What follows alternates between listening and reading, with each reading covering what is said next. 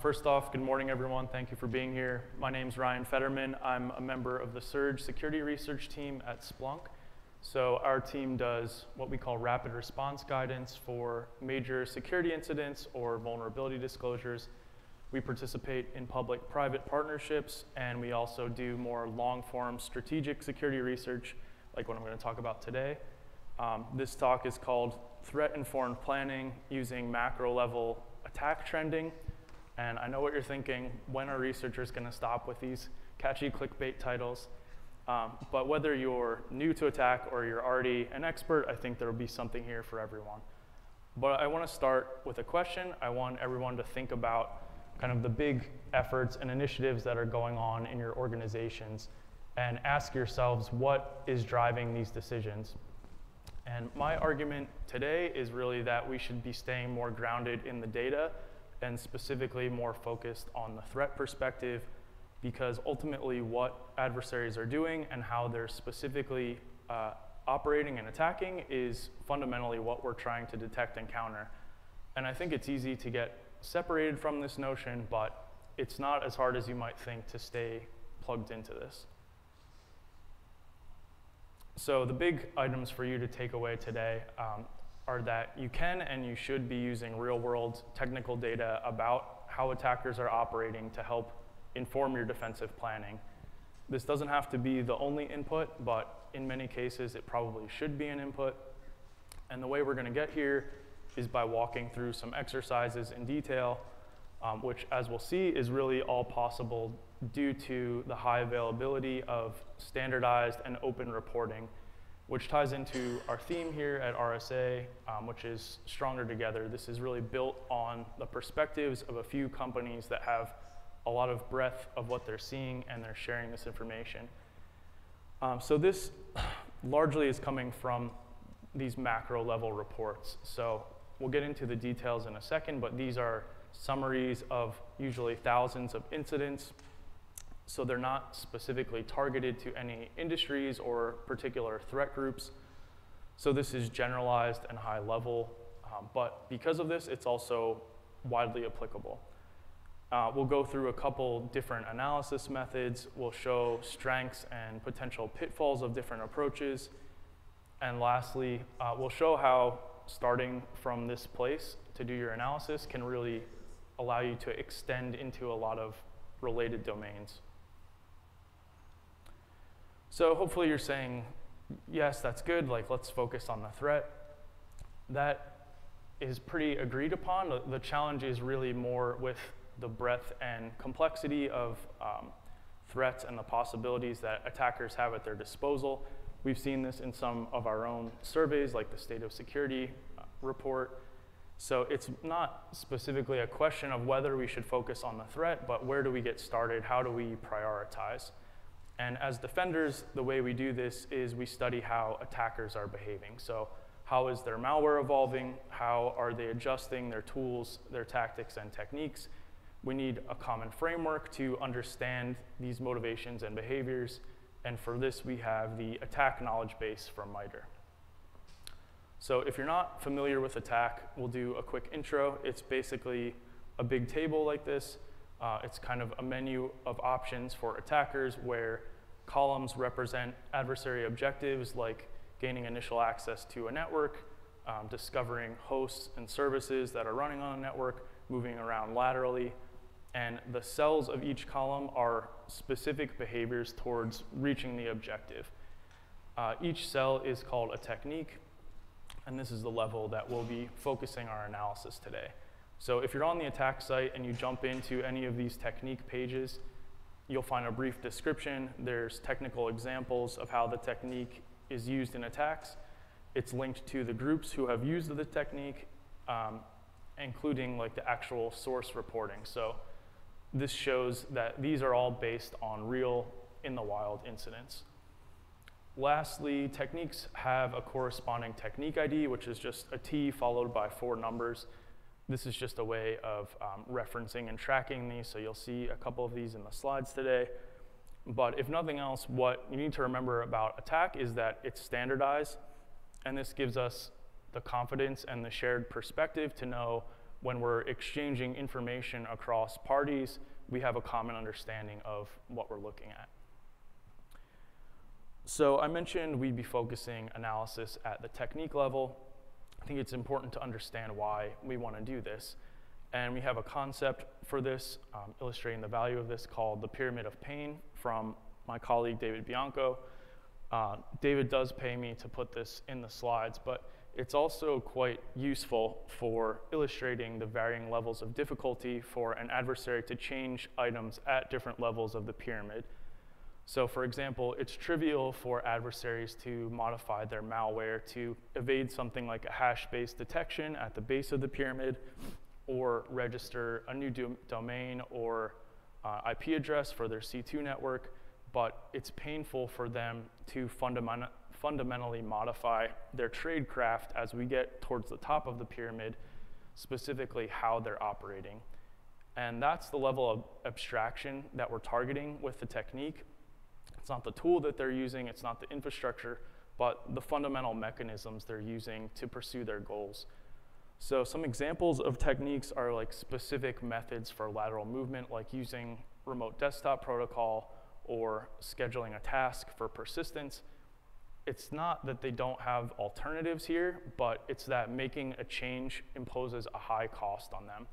And because of that, there's an added benefit for defenders that when we're investing our resources and doing our analysis at this level, we get better longevity, better return on our investments. Okay, so what we want to do is use this standardization through attack, this uniform representation of threat intelligence, to evaluate trends and compare them across the broadest possible spectrum of threat reporting that we can collect. And this is how we're going to do this. So these are some of the sources that I was describing. A lot of these are these macro level, like yearly aggregate reports. So that's where we get this concept of a macro level picture. What we're going to do is take a bunch of them together with some other data sources, kind of create a joint data set, and establish this kind of like global macro perspective. So the first report is M-Trends from Mandiant. It's been around for a long time, but since 2020, they've been including full attack technique mapping, including the frequency each technique was observed. Next, Red Canary releases a yearly threat report. I think it's called the Threat Detection Report, where they list their top techniques from the incidents they handled that year and the frequency those were observed. In 2022, the Center for Threat Informed Defense did an 18-month study called the Attack Sightings Project, where at the end of that, they released their top attack techniques and the frequency with which they saw those. And then lastly, from the public sector, we looked at DHS, Cybersecurity and Infrastructure Security Agency, or CISA, their alerts. So if you've seen CISA's alerts, they're more like episodic bulletins. They're not like the rest of this macro level summaries. They're more specific to individual incidents or campaigns. So we need to format them so that they match the rest of our data set. So what we can do there is just aggregate all of the alerts across a year, total them up, and then manually calculate the frequency that each technique is cited within their alerts per year. So with all this data collected, we can get back to our original premise, which was that we should be focused on the threat. We should be grounded in the data for our decision making. Now we can start to ask which perspectives we want to emphasize from across this data, which again was from multiple parties and over a 3-year time span from 2020 to 2022.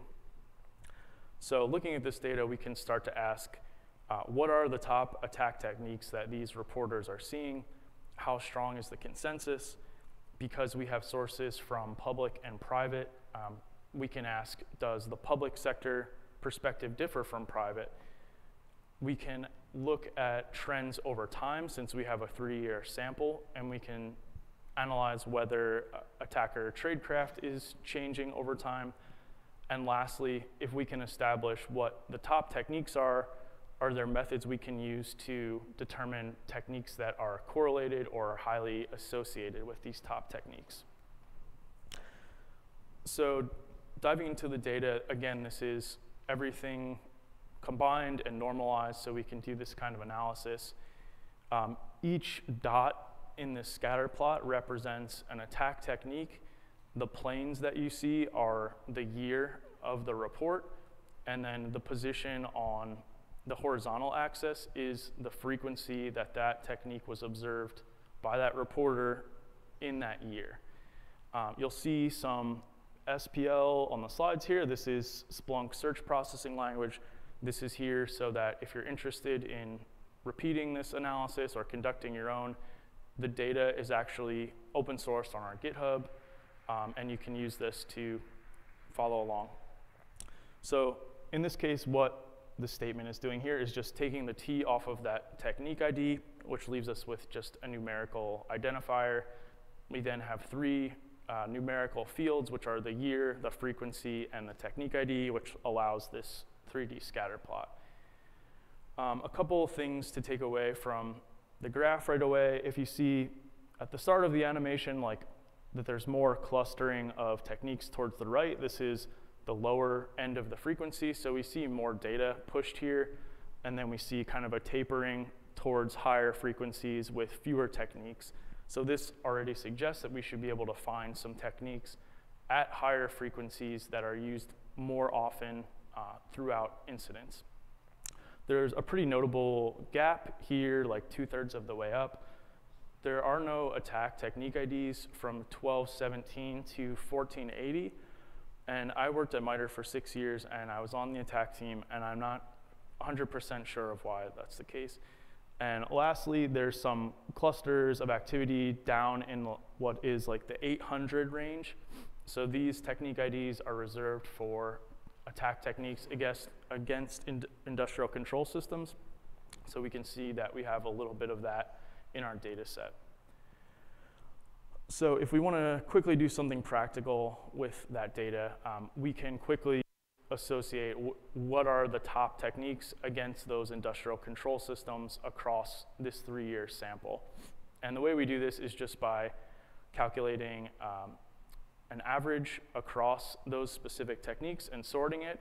So again, we saw that there wasn't a ton of ICS data in this particular reporting, but we did see over 100 different attack TTPs over this time frame. So using a method like this, you can quickly go from over 100 down to a top 10, or at least get a sorted list. Maybe more interestingly, we can apply the same kind of method to the overall data set, where the majority of the techniques were what I think used to be called Attack for Enterprise, which makes up Mac, Windows, and Linux data, which is the majority of what we have here. So this is, again, based on averaging the frequency of these techniques over the 3-year period and across all of our reporting organizations. So what Mandiant, Red Canary, Center for Threat Informed Defense, and CISA had seen during this past 3 years. So in this case, the value is similar. We had this prioritization problem. There's almost 600 attack techniques in the attack matrix. So this quickly lets you filter that down into a better list for getting started, and also in a way that's actually based on their real-world utilization. So to quickly revisit the idea of public and private perspectives and whether there's a difference here, this is a stacked bar chart where it's 100% full. So what we would be looking for here is if the midpoint would represent like total agreement between what these different groups are seeing. We can see that that's not the case, but it's typically not far skewed in either direction. If we average this out, it comes out to be just over 7% difference of higher frequency in public reporting versus private. So mostly agreement, a little bit more often we see these techniques in public sources versus private. So let's pause for a second to recap there. We've already demonstrated the first takeaway of just how you can use real-world technique data to help set your priorities. We highlighted some of the reports that contain this information, which are typically released on a yearly basis. I've compiled this and it's shared as a data set on our GitHub. We've calculated top enterprise and ICS targeted behaviors from attackers, and we've seen that there isn't a significant difference in the perspectives we're seeing from public and private sector threat reporting.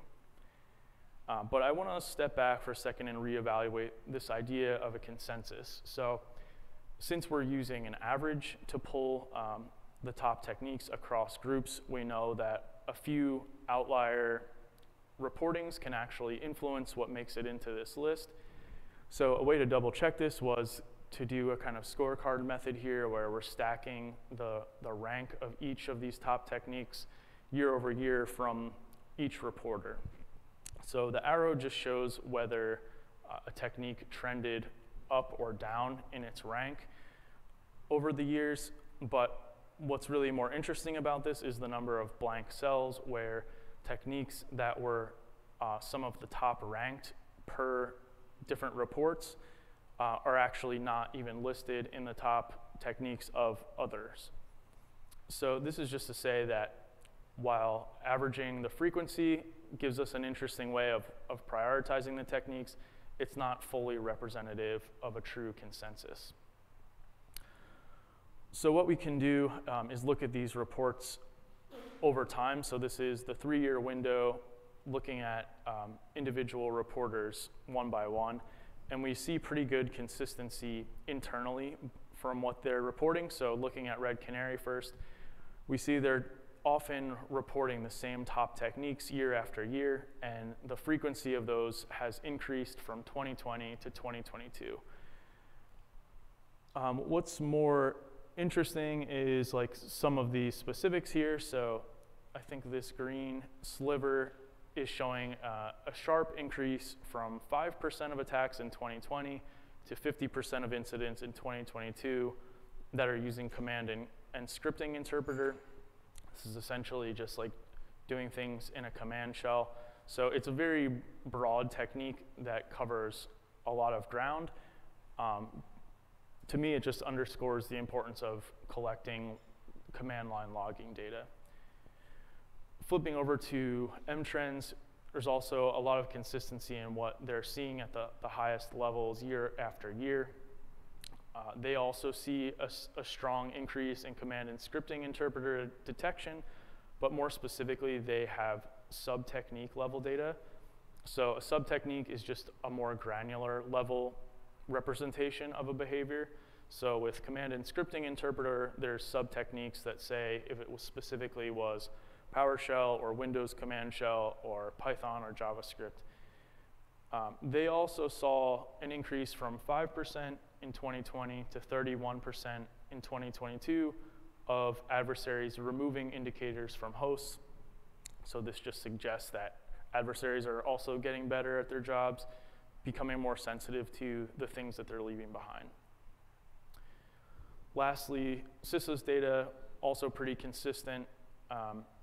What stood out to me was that just 2 initial access methods, exploitation of public-facing applications and spear phishing, accounted for 60 to 70% of the incidents they reported on. This isn't surprising to anyone that's been in this field for a while, but I thought it was interesting to have some quantitative numbers behind it. So to quickly recap all that, we've seen that organizations are pretty internally consistent about the threats they're seeing at the top level. There's been an increase in the frequency of some of the already popular techniques over time, like command shell and more specifically PowerShell use, indicator removal. But we also saw that averaging these frequencies didn't represent a true underlying consensus from what everyone was seeing. So another way to check the question was to ask if there was anywhere that all of these organizations did agree. And it turns out that there's these 4 techniques. They were in the top 20 ranking of at least 3 of the 4 organizations across this time span. So while the averaging method gives us a more complete list for getting started, this represents an even more kind of consolidated starting point. So building on our first takeaway, just to say, we know we can use real-world attack data to help set our priorities. We just want to use multiple methods, check our assumptions, and try to consider some of these different perspectives. The last major thing I want to cover from the analysis side is more experimental, and it's this idea of using incident data to find relationships between techniques. So for this, we're going to be using the CISA alert data, which I mentioned was different from the rest in that it was more granular. It's more focused on specific incidents or campaigns. It's not like a yearly summary like a lot of the other reports. In this case, we can use that to our advantage. So this involves a little bit of talking about math, if anyone is afraid of that, but it's not too complicated. So where we start, there's some pre-processing that has to happen with the data. But what we do is calculate what's called a correlation coefficient of how often any of these techniques are cited within the same report over this 3-year time frame. That gives us the first table here. And the correlation coefficient just represents how strongly correlated or uncorrelated two techniques are. The way we typically visualize this is in a heat map, which is in the center. Obviously, you can't read that, but what that's showing is every attack technique on the x-axis and then again on the y-axis. So you'll notice every technique is perfectly correlated with itself, which results in the diagonal line here where you get a 1.0 correlation. But what's more interesting are the other darker red dots that we see clusters of across the graph. And what we were looking for there is interesting associations between techniques that would allow us to draw something out like chains of potential pathways of adversary activity. So again, we have this question of where do we start? We just saw there's almost 600 attack techniques. We saw a lot of potential interesting areas to look for correlation. What I saw in the attack sightings project from the Center for Threat Informed Defense, they actually suggested 2 techniques that were facilitators for a lot of other interesting activity, kind of like cornerstones of adversaries' behaviors. And those were 2 families of techniques, task scheduling and command and scripting interpreter. So to quickly check our hypothesis here about if there's a lot of correlated techniques to these 2 families of techniques, we built this visualization. It just shows each of these fragments, the larger fragments are specific techniques, and they're made up of cells of correlated techniques which are sized by their correlation coefficient. So basically just to say, yes, there are a lot of techniques that are correlated with these 2 families of activity. What would be more interesting to ask now is potentially whether there are relationships between the correlated techniques, or what do the adversary's activities look like with respect to these correlated activities. For this, we have 2 arc graphs here. The way these arc graphs work, the large dots are our primary techniques, like our task scheduling methods, or on the right, our command and scripting interpreters. The smaller dots are the correlated techniques. But really, all you need to see is the top arcs and the bottom arcs. So top arcs are one-to-one associations between one of our primary techniques and a correlated technique. Bottom arcs are shared between multiple primary techniques. So there's kind of a dichotomy here. The left is task scheduling, and what this shows with a lot of top arcs and not a lot of bottom arcs is that it seems more likely that based on the specific task scheduling method that an adversary uses, they're more likely to follow distinctly different paths, or they're interested in different related objectives.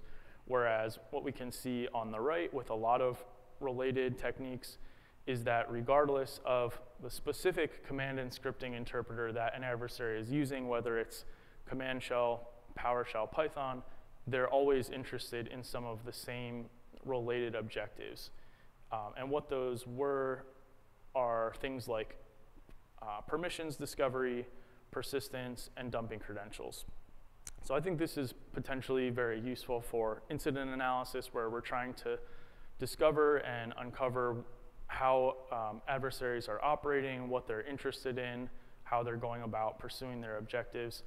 You could also use data like this more operationally to build some more advanced detections if you want to look for specific chains of activity or relationships between these things more specifically. So our last main point here is just that if you have this granular type of data, you can do this type of correlation analysis to see relationships between how attackers are using these techniques. And if you have this type of data within your organization, you can actually do this internally. And there's some pre-processing. It's not as complicated as it looks. I'm happy to talk to anyone after the fact. So I mentioned early on that there are a lot of different ways that you can analyze this information when you're starting with attack. I just want to cover a couple of those other ideas. The first is just to show that in attack, you don't necessarily have to focus at the technique level. There's actually ways to trace down into these different levels of the pyramid. So for example here, you can drop down to look at tools for a specific technique. So what's hard about focusing at the technique level is it's challenging for attackers to make changes. It's challenging for defenders to do things like rate detections, because techniques are abstractions of lower level procedural ways that they're actually attacking. And one way to work this out is to go down to those lower levels. So in attack, for a technique, you can see which tools are being used to facilitate the technique. If you're doing something like detection engineering, you can download these tools, you can pull them apart, you can look at what artifacts they're producing or leaving behind, and use this to kind of build your way up to the technique level. You can also pick a tactic if you're interested, and see how the perspectives differ across the data set. So for example, I picked initial access, which is one of our tactics. You can just filter to this first and then repeat some of the analysis methods to see who's seeing what across this tactic. Do they agree? Do they disagree? What are the actual numbers? Resilience is also big in cyber right now. And this just shows that because we're starting from the place of a common framework like attack, there are some other disciplinary areas that have frameworks that also hook into attack. So here I took the consensus top 4 techniques that we saw and mapped it into the cyber resiliency engineering framework, which is also from MITRE. And this allows you to start from this threat and data-informed perspective, but instead trace it into mitigations and more of a policy perspective, and then resilience engineering methods. So it just shows how you can use this data to track into other areas. So to recap, we demonstrated how we can use data based on real-world threat reporting to establish priorities that can be applied to threat hunting, detection, resilience, defensive planning, and assessment, all the way from some basic to some more advanced ideas. How can we apply what we've learned? I think the best way is to dive in and explore the data. So I mentioned this is open source. You can download Splunk for free and check this out. These reports that supplied a lot of this information come out yearly. The M-Trends report just came out, I think, 2 weeks ago. The Red Canaries detection report is out. So I'm looking to extend this data set forward and see how the results change after another year. Along those lines, if you're interested in keeping up with our research of the Surge team at Splunk, we have something called Surge Alerts, which will just give you an email every once in a while to let you know what we've got going on. Over the next 3 months, I think the most approachable place to start is to look at these big 4 techniques, which were the consensus across organizations. And regardless of where you fall in the security organization, there are ways you can think about these techniques, like how does your security policy allow or deny attackers to use these things. Over the longer term, I think the real question is if and how and where your organization should be making better data-driven decisions enabled by this kind of analysis. So if you're a Splunk customer, you can immediately get a jump start on a lot of this. The threat research team already maps their detections to attack. You can pull up any of these based on a tactic or a technique and get a full description on how the technique works, full explanations of the content. We also have a free Security Essentials app. Again, it has attack integration. There's a great blog here by my colleague Johan that goes through a lot of interesting use cases that are also mapped to attack, including looking at the data that you have and then building up from there into the types of detections and approaches that you can take. So in summary, start with the data, give yourself the confidence of grounding your decisions firmly in a threat-informed reality, and from here, as we've seen, you can really go anywhere. So thank you.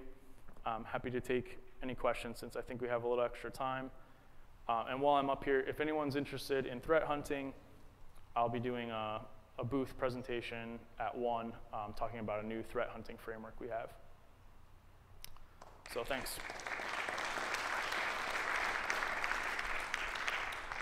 I have a question. Yeah. Very good presentation, by the way. Thank you.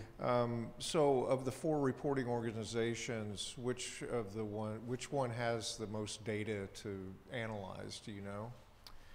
So, there's 2 different answers. From the summary perspective, MTrends has the most granular reporting because they provide frequencies of each technique down to the sub-technique level, whereas some of the other reports are just saying, here's our top X, our top 20, 50.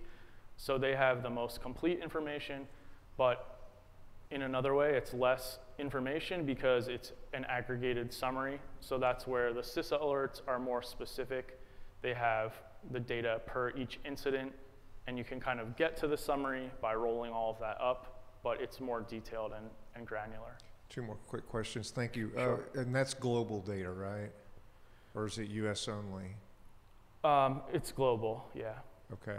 And then I think it's also important to note that some of the attack techniques that were identified are specific to Linux or Unix, like cron, for instance. And so can we say, you know, with assurance that there's more Windows operating systems out there than there are Linux, so you have to take that into account as well? Yeah, you could make those inferences, but I don't know if there's a way to quantitatively say that. I guess you could see like what the prevalence of Linux-only techniques were and use that to make some kind of measurement, but that's not exactly how the data is presented since it's just a summary in a lot of these cases. Understood. Thank you. Yep, thanks. I echo, great presentation. My name is Rashmita, so I have 2-fold question. One is some of the top trends that we saw there with respect to tactics.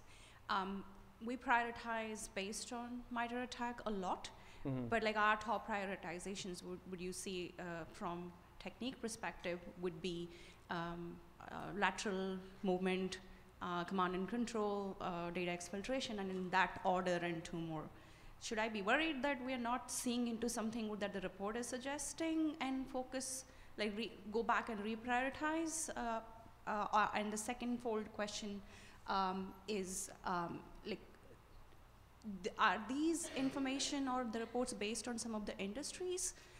Or can we extrapolate this into even minute level to industries? Because what healthcare might be getting a lot of ransomware that may not be that prevalent in finance industry because we have more defense money or budget procured towards that. So the first question was, should you be worried that you didn't see more things like exfiltration and C2 in the top techniques, right? Yeah. Yeah, I wouldn't be worried about that. I think those are harder things to detect in a lot of cases. So you may not always find those. You may not always need to find those in these incidents. So that's why I think a lot of these things are easier to find, probably found more often, and that's why they bubble up to the top. they're just harder from a detection perspective, I'd say. So I would recommend starting with some of these things that are going to be simpler and more common. You know, if they're getting to exfiltration and C2, they're probably like already a decent way into their attack chain. So I would recommend prioritizing some of the more like execution, discovery, lateral movement things. Second, industry-wise, like there's better ways of targeting to specific adversaries if it makes sense for you. And that's why this was looking at the generalized perspective to say, when we're not considering industry or specific APTs, what does that data look like? Because this is the perspective we're getting from these organizations when they do the large scale reporting. So if you do know specific markets or specific APT groups you want to go into, you can do that through attack. So you can filter to specific APTs and find just their specific techniques. There are probably some more like market specific threat reports as well.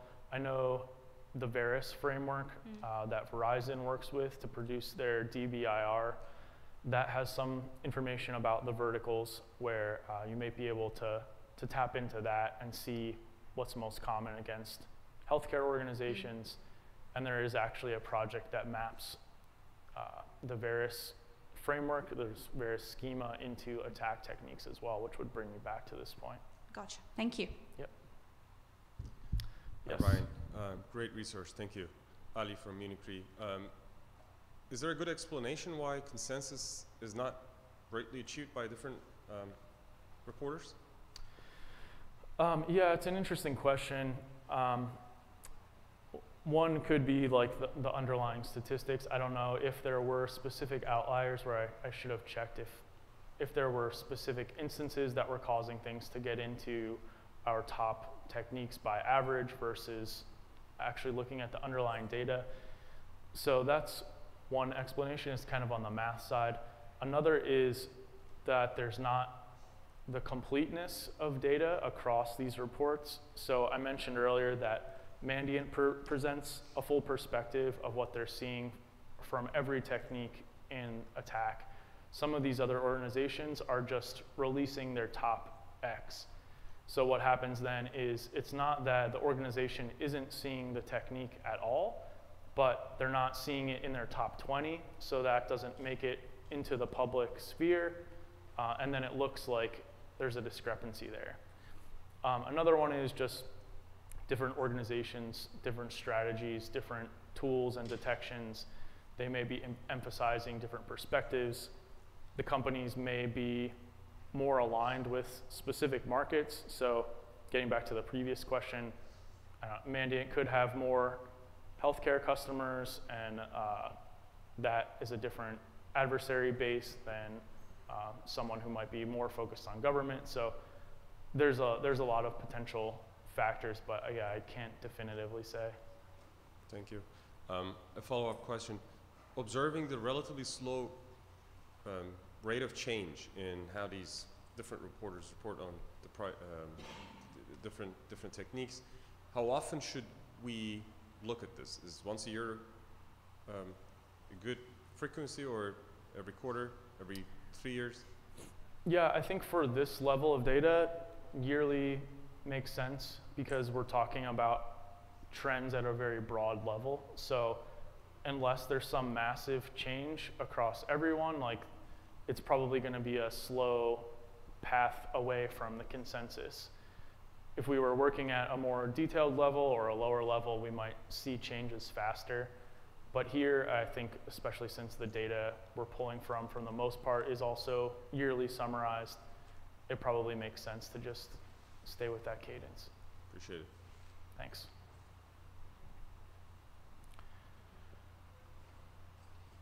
All right, no other questions? Well, thanks for being here, everybody.